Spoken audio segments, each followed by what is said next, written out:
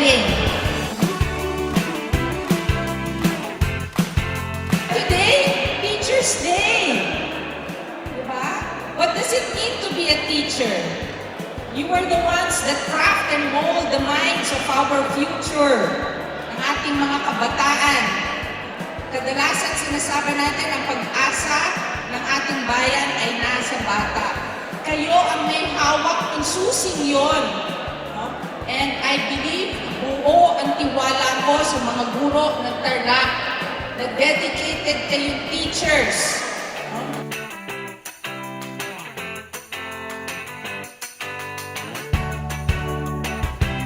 Once again, love our country, love one another.